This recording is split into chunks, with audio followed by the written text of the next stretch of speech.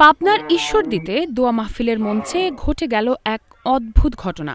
BNP chairperson Begum Khaleda জিয়ার সুস্থতা কামনায় আয়োজিত এই মাহফিলে ধানের শীষের পক্ষে ভোট চাইতে গিয়ে হঠাৎই জয় বাংলা স্লোগান দিয়ে বসলেন এক প্রধান শিক্ষক, যার ভিডিও ছড়িয়ে পড়তেই স্থানীয় রাজনৈতিক অঙ্গনে শুরু হয়েছে তুমুল বিতর্ক।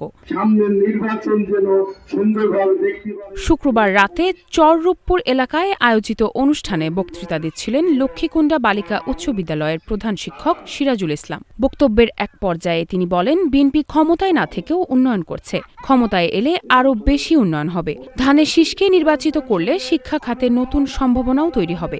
ঠিক বক্তব্যের শেষে এসে তিনি হঠাৎ বলে ফেললেন জয় বাংলা। এরপরই থমকে যান এবং মাইক্রোফোন অন্যজনের হাতে তুলে দেন।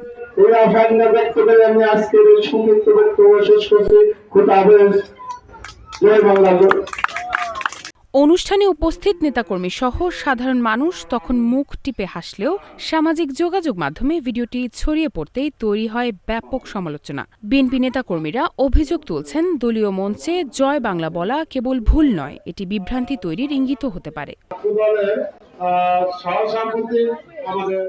সমালোচনার মুখে প্রধান শিক্ষক সিরাজুল ইসলাম বলেন, আমি রাজনীতি করি না, ভুলে স্লোগান বলে ফেলেছি, এর জন্য আন্তরিকভাবে দুঃখিত। উপজেলা প্রশাসন বলছে, একজন শিক্ষক হিসেবে রাজনৈতিক কর্মসূচিতে অংশ নেওয়া বিধি বহির্ভূত। ঘটনাটি তদন্ত করে প্রয়োজনীয় ব্যবস্থা নেওয়া হবে। এদিকে দোয়া মাহফিল শেষে বেগম খালেদা জিয়ার রোগমুক্তি কামনায় বিশেষ মোনাজাত করা হয়।